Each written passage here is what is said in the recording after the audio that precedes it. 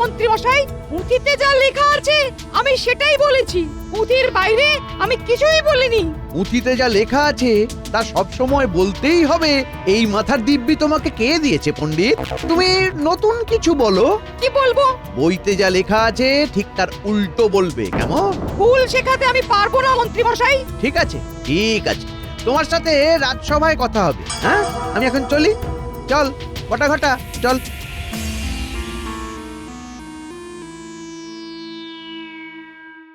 পুঁথিতে যা লেখা আছে তা সত্যি, ভুল শিখবি না, ভুল জানবিও না। শুনে রাখ, বিদ্বান ব্যক্তির সাথে কখনো কারো তুলনা হয় না। যারা প্রকৃত বিদ্বান তাদের সম্মান সারা বিশ্ব করে। আজ এই পর্যন্ত, ঠিক আছে?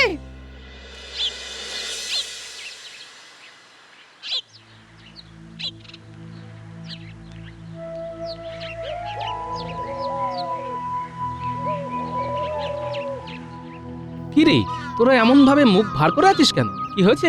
আজ পাঠশালায় মন্ত্রী মশাই এসেছিলেন, তখন পণ্ডিত মশাই আমাদের পড়াচ্ছিলেন। আচ্ছা দাদু, রাজা মশাইকে শুধু দেশেই চেনে আর বিদ্বান ব্যক্তিকে সবাই চেনে? হ্যাঁ, বিদ্বান ব্যক্তির কদর সর্বত্র, তাতে মুখ ভার হবার কি হলো? মন্ত্রী মশাই পণ্ডিত মশাইকে বললেন যে বইতে যা লেখা আছে তার উল্টো পড়াতে। বুঝলাম, তার মানে মন্ত্রী মশাই ওখানে গিয়ে পণ্ডিত মশাইকে হুমকি দিয়ে এসেছেন। তোরা কিছু চিন্তা করিস না, ও আমি দেখে নিচ্ছি।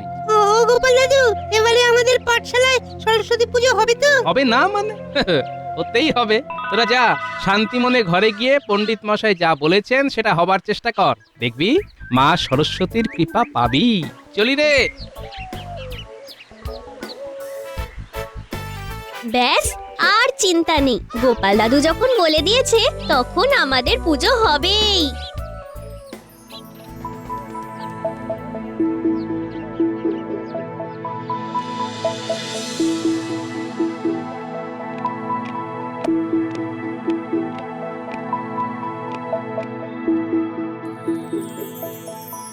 মন্ত্রী, আজকে সভা শুরু করো। মন্ত্রী মশাই শুরু করার আগে আমার একটা নিবেদন আছে মহারাজ। কি নিবেদন? মহারাজ, ওই বসন্ত পঞ্চমী তো এসে গেল, পাঠশালাতে তো বিদ্যাদেবীর আরাধনাটা করতে হবে। হ্যাঁ, হবে তো। ও পণ্ডিত, কবে পুজো? পুজোর 10 দিন বাকি। কাজ শুরু করে দাও।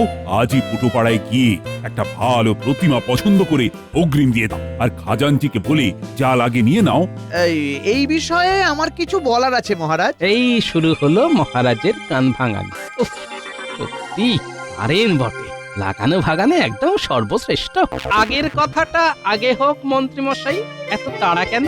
না না না না না, আগে আমার কথা হবে, তারপর মহারাজ সিদ্ধান্ত নেবেন পণ্ডিতের পাঠশালায় সরস্বতী পুজোর জন্য মহারাজ অর্থ দেবেন কিনা।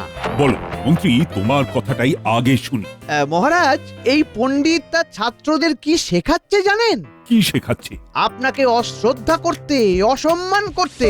বলে কিনা রাজা শুধুমাত্র নিজের দেশেই সম্মান পায়, আর এই পণ্ডিত সারা বিশ্বে যেখানেই যাবে সেখানেই পুজো পাবে।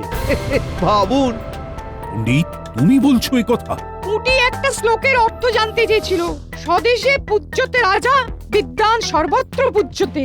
এর গুড়ো অর্থটাই আমি বলতে চেয়েছিলাম। দেখুন মহারাজ, দেখুন, আপনার সামনে আবার বলছে স্বদেশে পূজ্যতে রাজা। এই কথাটার বাংলা করুন। ভালো করেছো মন্ত্রী, আমাকে সাবধান করে দিয়ে। আমি তোমার প্রতি খুব প্রসন্ন হয়েছি। এবার কি করা যায় বলো তো মন্ত্রী, তোমার অভিমত জানাও। পাঠশালার অনুদান বন্ধ করে দিন মহারাজ। শিক্ষা খাতে আর একটা মোহরও আপনি ব্যয় করবেন না। পণ্ডিত, মন্ত্রীর কথা শুনলে তো? আজ থেকে তোমার পাঠশালার অনুদান বন্ধ হলো। এ আপনার কেমন বিচার হলো মহারাজ? একদম সঠিক কাজ হয়েছে গোপাল। যে পুঁথি মহারাজকে অসম্মান করে সেই পুঁথির পঠন পাঠনের কোনো প্রয়োজন নেই। মন্ত্রী, ঘেরা পিটিয়ে সমস্ত রাজ্যবাসীকে জানিয়ে দাও যে আজ এই মুহূর্ত থেকে রাজ অনুগ্রহে যেসব শিক্ষা প্রতিষ্ঠান আছে তাদের অনুদান বন্ধ। যথাজ্ঞা মহারাজ।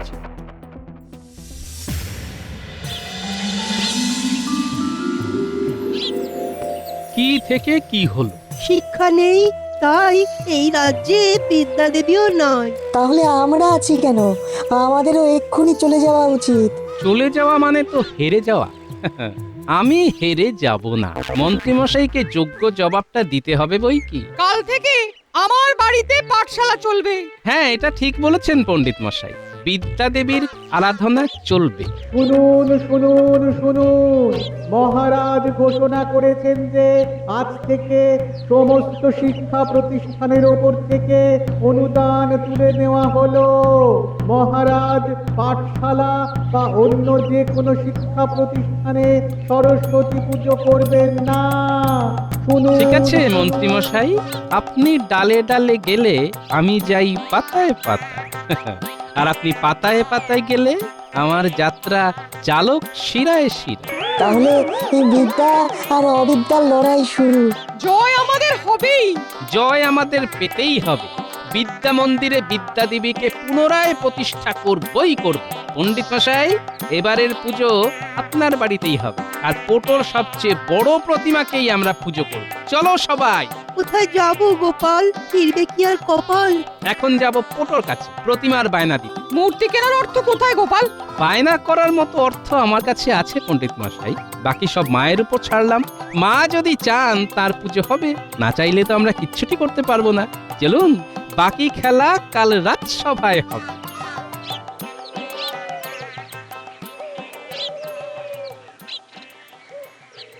শুনুন শুনুন শুনুন, মহারাজ ঘোষণা করেছেন যে আজ থেকে সমস্ত শিক্ষা প্রতিষ্ঠানের ওপর থেকে অনুদান তুলে নেওয়া হলো। মহারাজ পাঠশালা বা অন্য যে কোনো শিক্ষা প্রতিষ্ঠানে সরস্বতী পুজো করবেন না। শুনুন শুনুন শুনুন। হ্যাঁ, যা চলে শিক্ষায় কোপ, এটা মহারাজের কেমনতর ব্যবহার। কাকা কি বলে গেল? অনেকগুলো কথা তো ঠিক বুঝতে পারলাম না। কোন কথাটা বুঝলি না মা ফুটি? শিক্ষা প্রতিষ্ঠানের উপর থেকে অনুদান তুলে নেওয়া হলো, বাকি কথাগুলো বুঝেছি। মহারাজ আর কোনো পাঠশালায় অর্থ সাহায্য করবেন না। তার মানে আমাদের পাঠশালায় এবার সরস্বতীর পূজা হবে না। কিন্তু গোপাল দাদু তো কথা দিয়েছে যে আমাদের পুজো হবেই। গোপাল দাদু যখন বলেছে তখন পুজো হবেই হবে। আমাদের গোপাল হয়কে নয় করতে জানে আর নয়কে হয় করাতে জানে। ও যখন বলেছে পাঠশালাতে পুজো হবে, তখনও হবে। ও তোরা নিশ্চিন্তে থাক।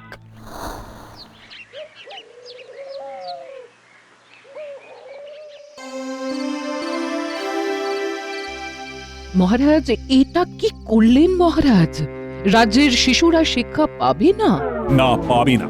যে শিক্ষা মহারাজকে ঘৃণা করাতে শেখায় সেই শিক্ষার কোনো প্রয়োজন নেই। শিক্ষা আপনাকে ঘৃণা করতে শেখায়? এরকম অদ্ভুত কথা আপনার মাথায় কে ঢোকালো মহারাজ? পণ্ডিত আমার খেয়ে আমার পরে ছাত্রদের শেখাচ্ছে স্বদেশে পূজ্যতে রাজা, বিদ্বান সর্বত্র পূজ্যতে। কথাটা তো সত্যি। সত্যি? তুমি আমার অর্ধাঙ্গিনী হয়েও এই কথা বলছো? আজ আমার চোখ খুলে দিয়েছে আমার মন্ত্রী। মন্ত্রী আপনার চোখ খুলে দেয়নি মহারাজ, ওই মন্ত্রী আপনার খোলা চোখে খুব চতুরতার সাথে অন্ধ করে দিয়েছে। আপনি প্রকৃত সত্যটাকে দেখতেই পাচ্ছেন না। মা সরস্বতীর কৃপাতে আপনার অন্ধ চোখে দৃষ্টি ফিরে আসুক, এই কামনা করি। তুমি কিচ্ছু চিন্তা করো না গিন্নি, এই রাজ্য থেকে মা সরস্বতীকে চলে যেতে দেব না, কিছুতেই দেব না। তোমার হাতে কিছু ক্ষমতা আছে? বেশি কিছু করলে মহারাজ তোমাকে এই রাজ্য থেকে বার করে দেবেন। সে উনি বার করে দিতেই পারেন, কিন্তু তাতে উনি জিতবেন না গিন্নি। ভুলে যেও না গিন্নি, রানীমা আছেন আমার পক্ষে। আমাদের সরস্বতী পুজো হবে তো? হবে না মানে? হতেই হবে। দেখ না তোদের গোপাল দাদু কি করে। কিছু বুদ্ধি এসেছে না গো? মা সরস্বতী তো আর কৃপা করলো না, তাই বিদ্বান হতে পারলাম না। কিন্তু তিনি একেবারে নিরাশ করেননি, বুঝলে। বুদ্ধি কিছু দিয়েছেন ঘটে, সেই বুদ্ধির জোরে কিছু একটা তো করবই গিন্নি। যাক, তাহলে পুজো হবে।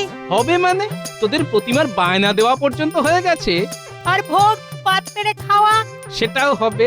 আমি এবারে ভোগ রাঁধবো। দেখো দেখো, আবার ভোগ রাঁধতে গিয়ে পুড়িয়ে ফেলো না গো।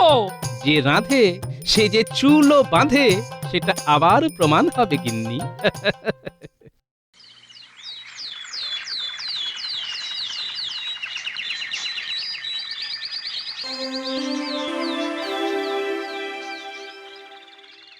মহারাজ, কাল যে কথাটা নিয়ে এত আলোচনা হলো, সেই কথাটা নিয়ে একটা পরীক্ষা হয়ে যাক। কি পরীক্ষা? কি পরীক্ষা সেটা বলার আগে একটা আর্জি আছে মহারাজ। বলে ফেলো। সবটা শুনে কিন্তু রেগে গেলে হবে না, সবটা সহজভাবে নিতে হবে। নেব। মহারাজ, আপনার রাজসভায় আপনার ছত্রছায়া থেকে আমার কিছু পরিচিতি হয়েছে। সবাই বলে নাকি আমার বুদ্ধি আছে মহারাজ। বুদ্ধি নয় গোপাল, ওগুলোকে কুবুদ্ধি বলে। তাই সই, কুবুদ্ধি। তা দেশের বাইরেও কিছু মানুষ আমাকে ওই কুবুদ্ধির জন্যই চেনে। উড়িয়ে পেঁচিয়ে কথা না বলে সোজা কথা এসো। মোদ্দা কথাটা বলো তো। হয়ে যাক মহারাজ একটা পরীক্ষা, দেখি আপনাকে কতজন চেনে আর আমাকে কতজন চেনে মহারাজ। তার মানে তুমি দাবি করছো তুমি বিদ্বান? গোপালও বিদ্বান আর আরশোলাও পাখি। হ্যাঁ মহারাজ, আমি দাবি করছি আমি বিদ্বান, পুঁথিগত আমার কোনোই জ্ঞান নেই। সেই জায়গায় আমি একেবারে নিরক্ষর মহারাজ, কিন্তু মানুষের দৈনন্দিন চলার পথে যে বুদ্ধির দরকার হয় সেটা আমার আছে। কথাই আছে না, বুদ্ধিতেই সিদ্ধি। বুদ্ধি আছে যার, বল আছে তার, এই কথাটা সবাই বলে বারংবার। বেশ, তোমার সাথে পরীক্ষাতে রাজি, আর হারলে কি হবে সেটা বলো। এই রাজ্য ছেড়ে চিরকালের মতো চলে যাব মহারাজ, আর কোনোদিন আসবো না। আর জিতলে মহারাজ? তোমার খুশি মতো যা চাইবে তাই পাবে। ঠিক আছে মহারাজ, আমার চাওয়াটা বলে দিই, খুব ছোট্ট চাওয়া। পাঠশালার পুজোটা প্রতিবারের মতো ধুমধাম করে যেন হয়। ঠিক আছে, তাই হবে। মহারাজ, তাহলে কাল থেকেই আমাদের পরীক্ষা শুরু হবে। আমরা প্রথমে যাব বর্ধমান রাজ্যে, তারপর খাম্বাজ। বর্ধমান রাজ্যে? বাহ বাহ বাহ বাহ! বর্ধমান রাজ্যে মহারাজকে সবাই চেনে। খাম্বাজ রাজ্যের লোকজন আমায় ভালো চেনে। একজন রাজাকে চিনবে না, তা আবার হয় নাকি? এবার পরীক্ষার নিয়ম কানুনগুলো শুনুন। আমরা 3 জনে যাব। 3 জন কে কে? আমি, আপনি আর মহারাজ। 3 জনেই ছদ্মবেশে যাব, আর একটাই প্রশ্ন করব। কি প্রশ্ন? কৃষ্ণনগরের কি বিখ্যাত?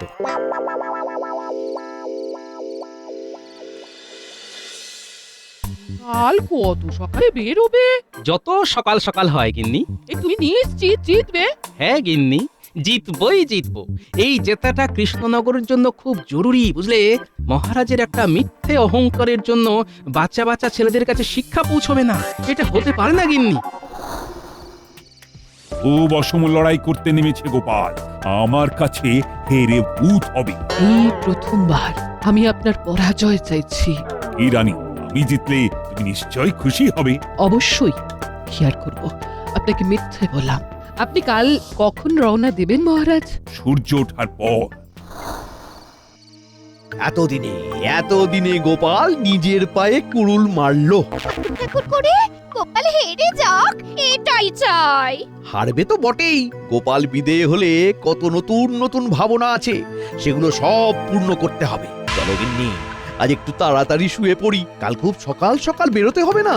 ওহো, আজ খুব খুব আনন্দ করে ঘুমোবো, গোপালের চলে যাওয়ার আনন্দে।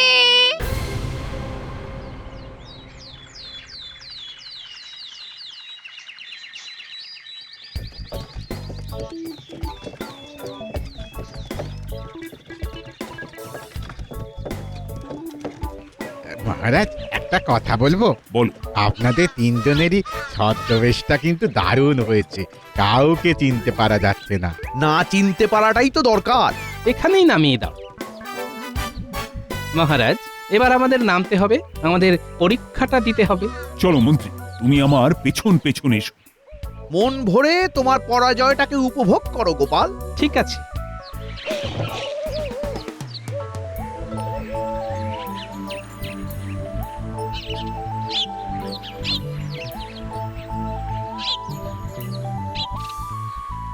ও ভাই, একটা কথা জিজ্ঞাসা করব।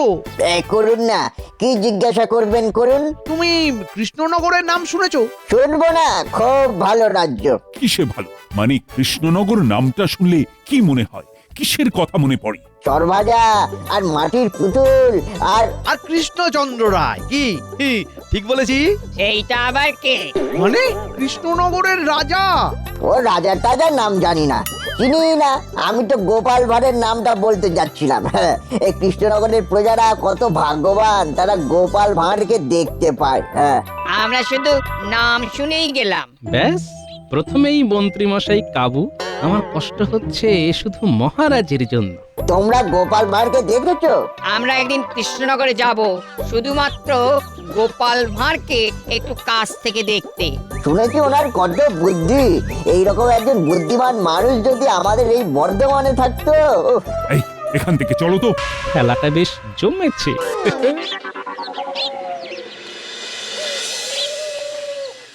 ওখানে কি যে হচ্ছে কিচ্ছু বুঝতে পারছি না। আমার মনে হচ্ছে আমাদের গোপালই জিতছে। তাই যেন হয়।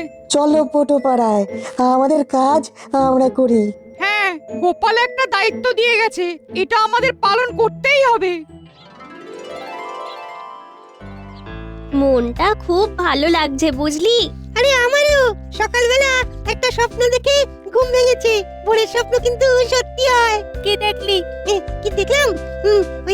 দেখলাম কি ওই পণ্ডিত মশাইয়ের বাড়িতে সরস্বতী পুজো হচ্ছে। গোপাল দাদু ভোগ রাঁধছে, মহারাজা রানীমা এসে আমাদের সাথে ভোগ খাচ্ছেন। গোপাল দাদু ঠিক জিতে ফিরবে, আমার মন বলছে।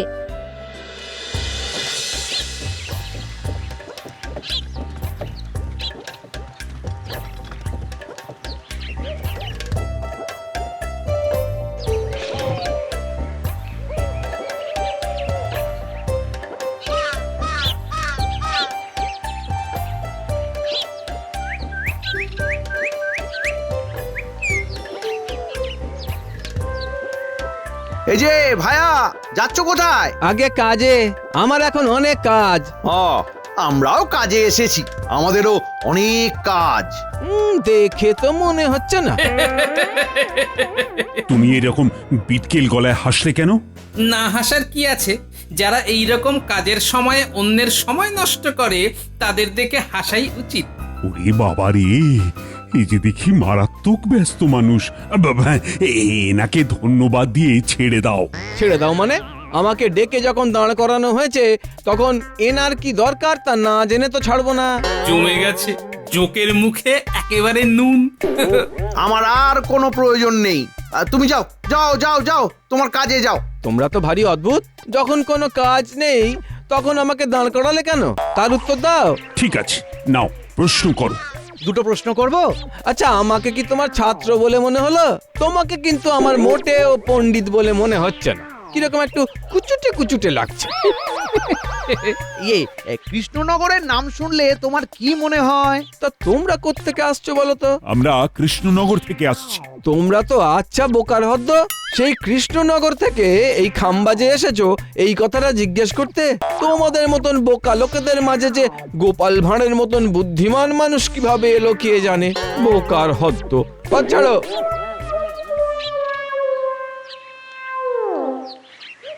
ফিরে চলো, আমি আমার উত্তর পেয়ে গেছি। কি উত্তর পেলেন মহারাজ? দেশে পূজ্যতে রাজা আর বিদ্বান সর্বত্র পূজ্যতে।